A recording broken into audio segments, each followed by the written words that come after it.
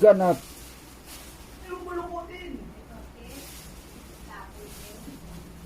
na siya kailangan tumaas, ngunit ako'y kailangan bumaba.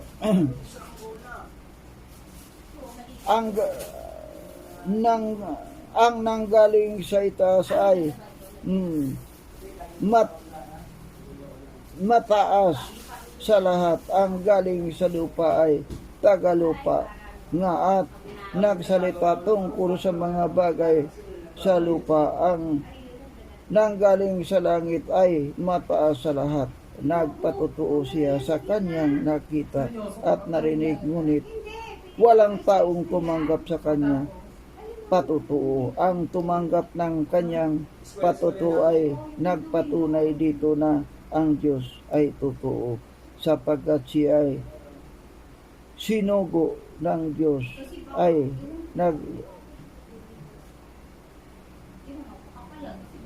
nagsalita ng mga salita ng Diyos, sapagkat hindi niya isinukat ang pagbibigay niya ng Espiritu. Minamahal ng Ama ang Anak at inilagay sa kanya kamay ang lahat ng mga bagay. Ang sumasampalataya sa Anak ay may buhay na walang hanggan, ngunit ang hindi sumasampalataya sa Anak ay hindi magkakaroon ng buhay, kundi ang puot ng Diyos ay mananatili sa kanya.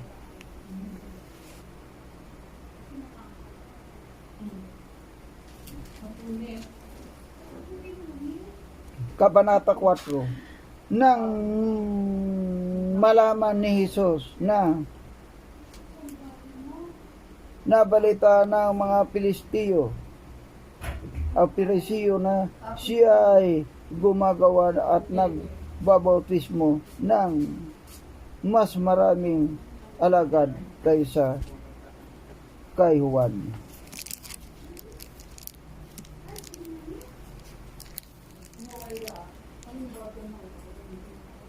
Kahit hindi nagbabautismo si Jesus, kundi ang kanyang mga alagad, umalis siya sa Judea, muling bumalik sa Galilea, subalit kailangan dumaan siya sa Samaria.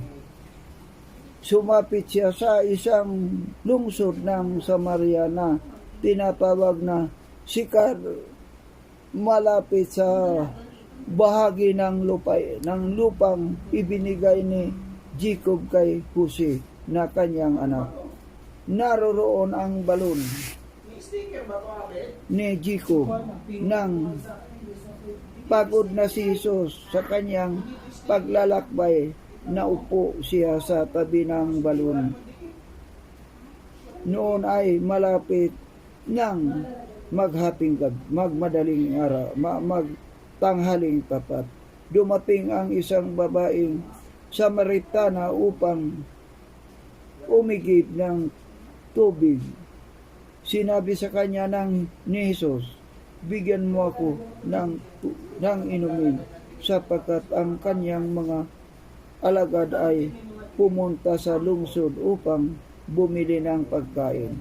Sinabi sa kanya ng babaeng Samaritana, paano mangyayari na ikaw na isang Hudyo ay humihingi ka ng inumin sa akin na isang babaeng Samaritana, sapagkat hindi nakikisama ang mga Hudyo sa mga Samaritano. Sumagot si Jesus, kung ang nalalaman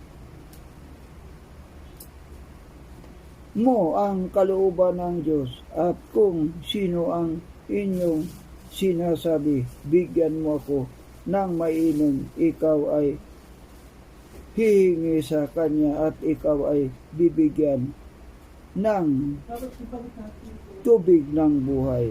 Sinabi sa kanya ng babae, Ginoo, wala kang pansalok sa tubig at malalim ang balon.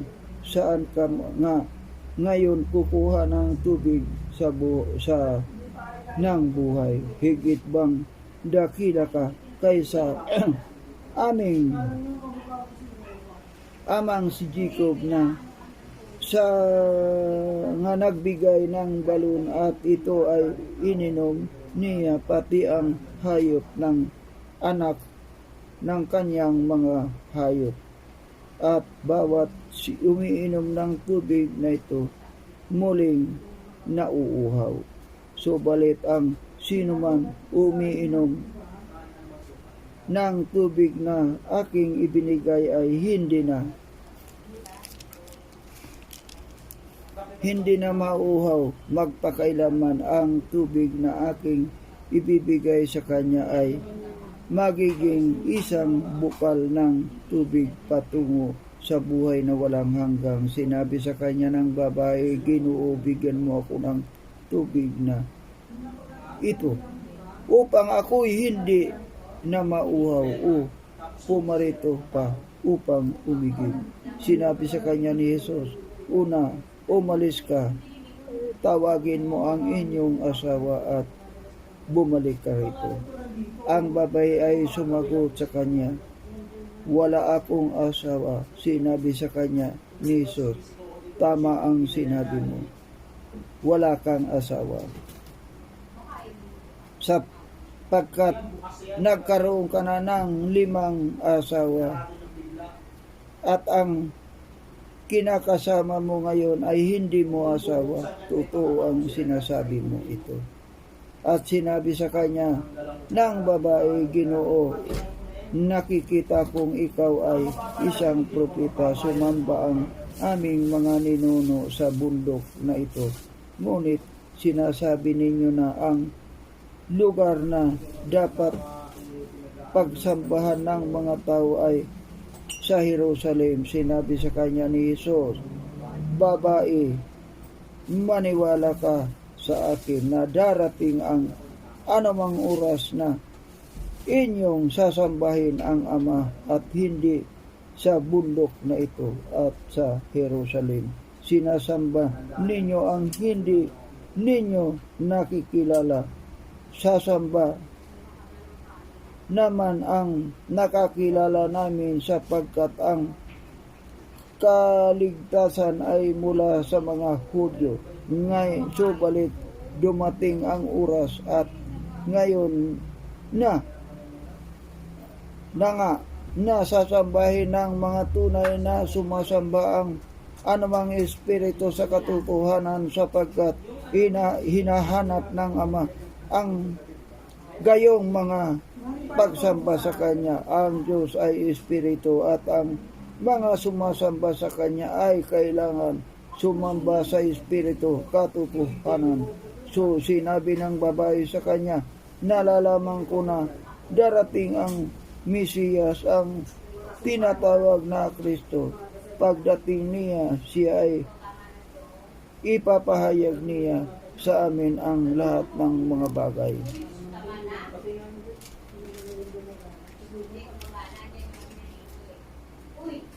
Sinabi sa kanya ni Jesus, Ako nga iyon na kumakausap sa iyo. Nang oras na iyon ay dumating ang kanyang mga alagad. Sila ay nagtaka na siya ay nakikipag-usap sa isang babae, subalit walang nagsabi, ano ang gusto mo o bakit ka nakikipag-usap sa kanya.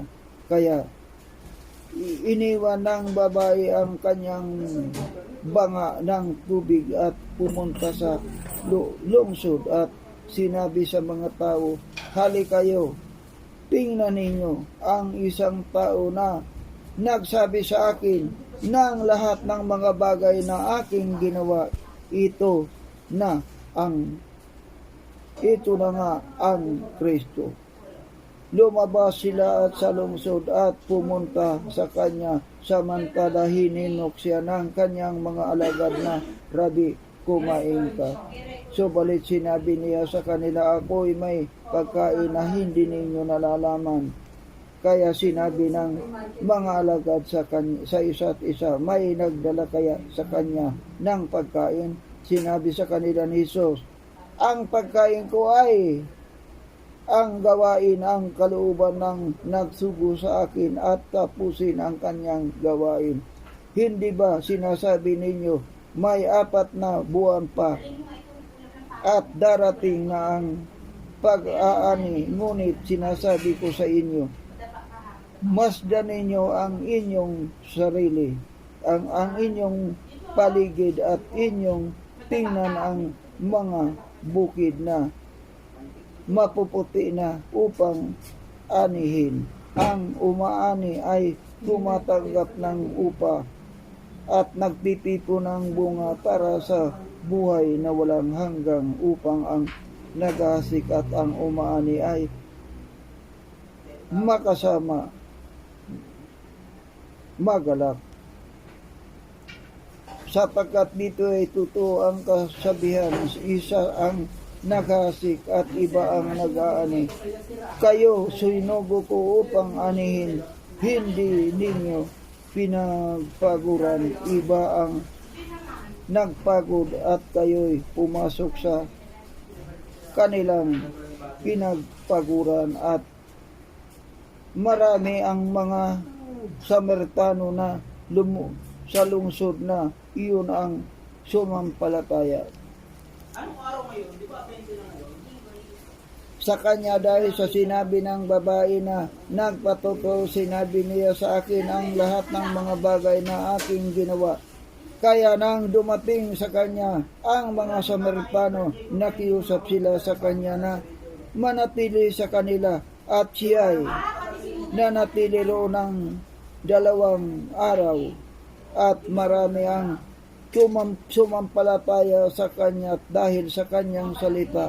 Sinabi nila sa babae, ngayon sumampalataya kami hindi dahil sa inyo, kung sa inyong sinabi, sapagkat kami mismo ay nakarinig at nalaman namin ito nga ang tagapagligtas ng sanlibutan. Pagkaraan ng 2 araw, umalis siya roon at nagtungo sa Galania, sapagkat si Jesus din ang nagpatotoo na ang isang propeta ay walang karangalan sa kanyang sariling lungsod. Kaya nang siya ay dumating sa Galania, ay tinanggap siya ng mga taga-Galania. Nang kanilang makita ang lahat ng mga bagay na kanyang ginawa sa Jerusalem sa kapistahan, sapagkat sila'y pumunta rin sa kapistahan. Pagkatapos ay pumunta siyang muli sa Gana na Galania, na dooy kanyang ginawa ang alak, ang tubig, at ang Kapernaum ay naroroon ang isang pinuno ng pamahalaan na ang anak na lalaki ay may sakit. Nang mabalitan niya na si Jesus ay dumating sa Galania mula sa Jerusalem, pumunta siya roon at nakiusap sa kanya na siya ay pumunta sa pagalingin ang kanyang anak na lalaki, sapagkat siya ay malapit ng mamatay. Kaya sinabi sa kanya ni Jesus, malibang makita kayo ng mga tanda at mga kababalaghan, ay hindi kayo mananampalataya. Sinabi ng pinuno sa kanya, Ginoo, pumunta ka sa bago mamatay ang aking anak. Sinabi sa kanya ni Jesus, humayo ka na, ang anak mo ay buhay.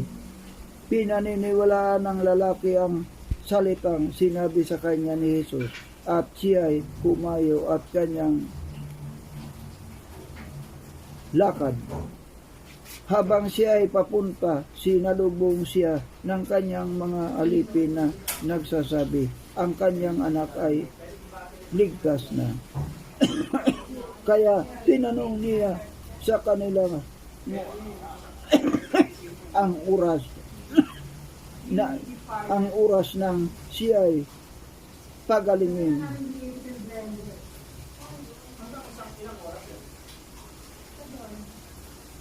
At sinabi nila sa kanya kahapon na nakaisa ng hapon na wala siya ng lagnat. Kaya nalaman ng ama na sa oras na iyon ay sinabi sa kanya ni Jesus, ang anak mo ay mabubuhay. Kaya siya ay sumampalataya at kanyang buong sambayanan. Ito ang ikalawang tanda na ginawa ni Jesus sa pamamagitan niya pumunta sa Galilea mula sa Juda.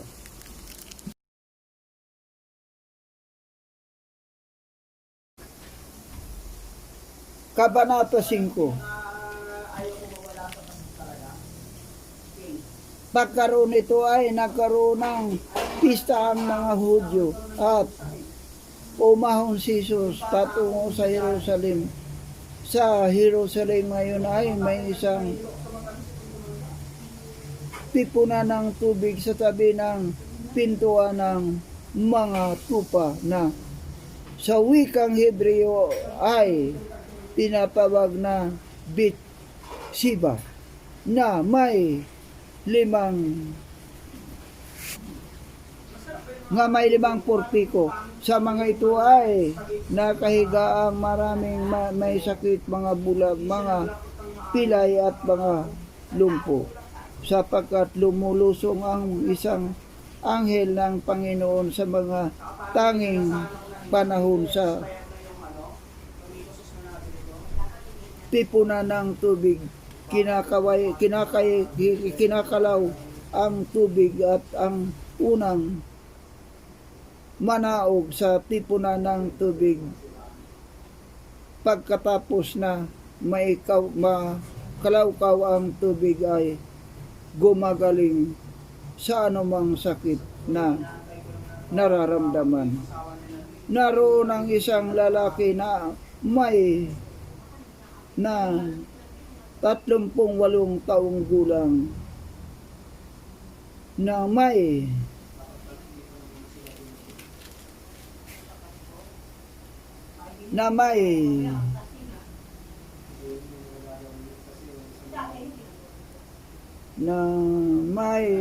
sakit.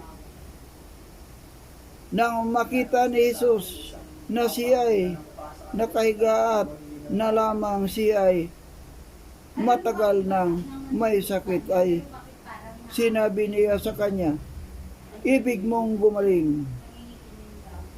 Sumagot sa kanya ang lalaking may sakit, Ginoo, walang taong maglusong sa akin sa tipunan ng tubig kapag kinakawkaw ang tubig.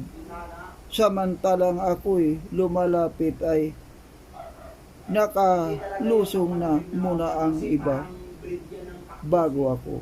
Sinabi sa kanya ni Jesus, bumangon ka, buhatin mo ang inyong higaan, lumakad ka.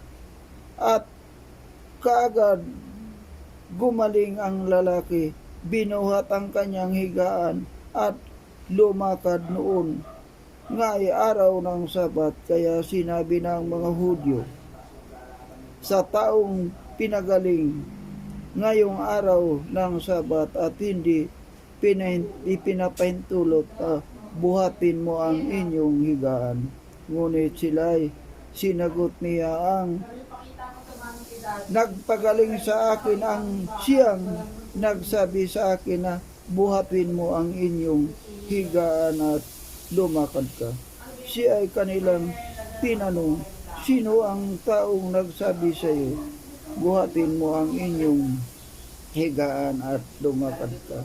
Ngunit hindi nakilala ng taong pinagaling kung sino iyon, sapagkat si Jesus ay umalis na sa maraming tao na naroroon. Pagkatapos ay natagpuan siya ni Jesus sa templo at sinabi sa kanya, tingnan mo, ikaw ay gumaling, na huwag ka nang magkasala, baka may mangyari pa sa iyo na lalong masama.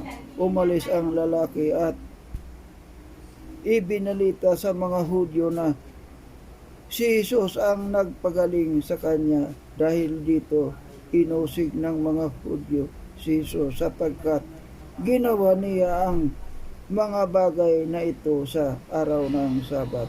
Subalit sumagot sinagot sila ni Jesus, hanggang ngayon patuloy sa paggawa ang aking Ama at ako'y patuloy rin sa paggawa.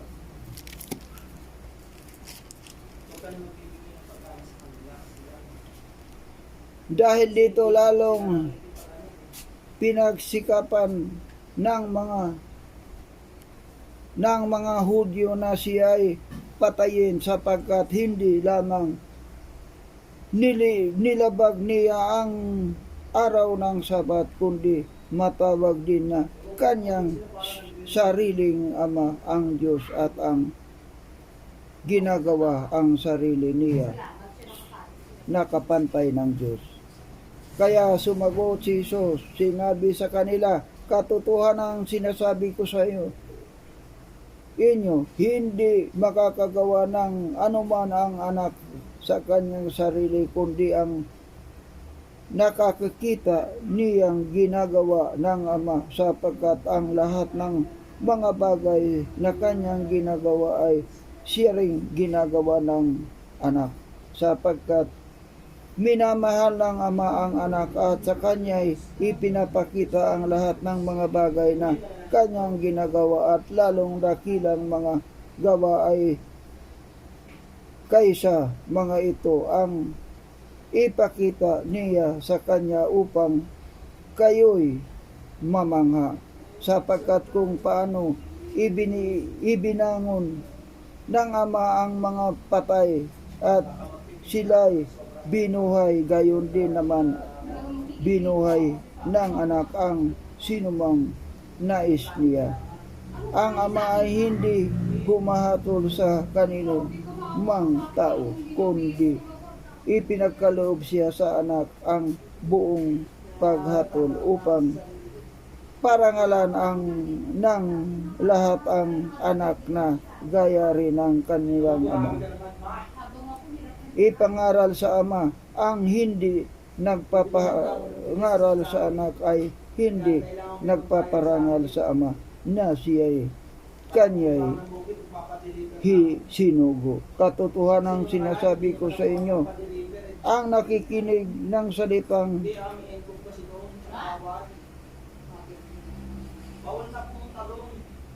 ng aking salita at sumasampalataya sa kanya na nagsugo sa akin ay may buhay na walang hanggan at hindi darating sa kahatulan, kundi lumipat na sa buhay mula sa kamatayan. Katotohanan sinasabi ko sa inyo, dumarating ang oras at ngayon na maririnig ng patay ang tinig ng anak ng Diyos, at ang makarinig ay mabubuhay.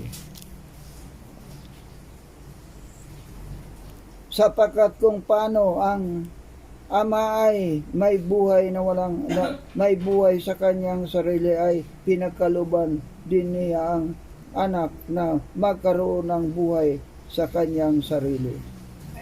At siya ay binigyan niya ng kapangyarihan humatol sapagkat siya ay anak ng tao. Huwag ninyong ipagtaka po sapagkat dumating ang oras na ang lahat ng nasa libingan ay makakarinig ng kanyang tinig, at magsisiglabas ang mga gumagawa ng mabuti at ay tungo sa pagkabuhay namang muli buhay, at ang mga gumagawa ng masama ay tungo sa pagkabuhay na muli sa kahatulan. Hindi ako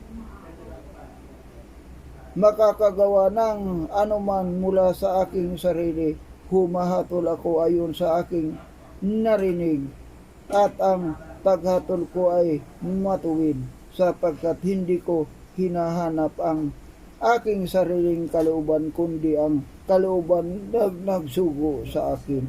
Kung ako'y nagpatotoo para sa aking sarili, ang patotoo ito ay hindi totoo.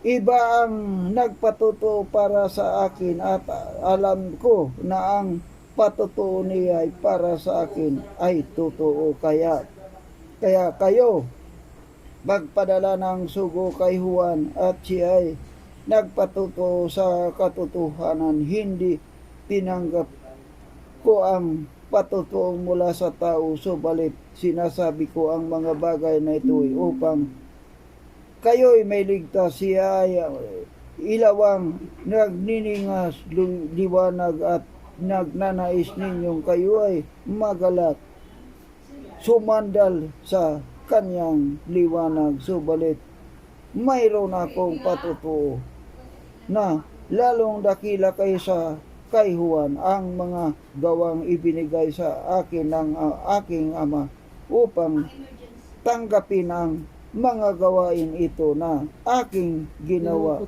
ay nagpapatotoo tungkol sa akin. Ako ay nagtungo sa Ama. Ang Ama nga nagsugo sa akin ay siyang nagpatotoo tungkol sa akin. Kailanman ay hindi ninyo narinig ang kanyang tinig o hindi ninyo nakita ang kanyang anyo. Walang salita niya na nananatili sa inyo, sapagkat hindi kayo sumasampalataya sa kanya. Sinugo, sinasaliksik ninyo ang mga kasulatan, sapagkat iniisip ninyo na mga iyon ay mayroong kayong buhay na walang hanggan, at inyong ang patotoo tungkol sa akin. Subalit ayaw ninyong lumapit sa akin upang kayo'y magkaroon ng buhay na walang hanggan. Hindi ako tumatanggap ng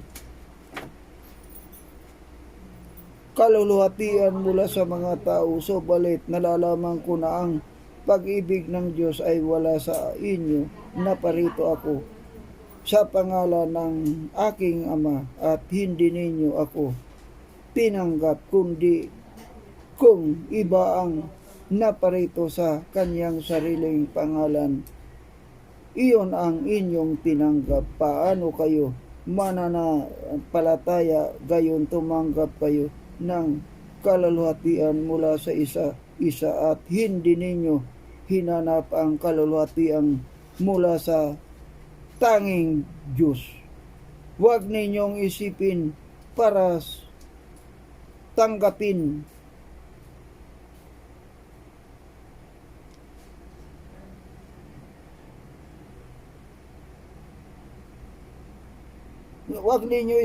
paratangan ko ang sa Ama.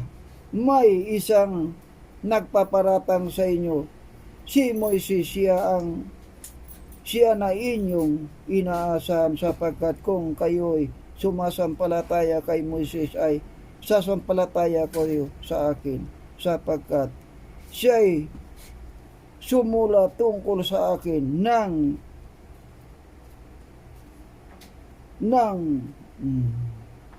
ngunit kung hindi kayo naniniwala sa kanya mga sinulat, paano kayong maniniwala sa aking mga salita?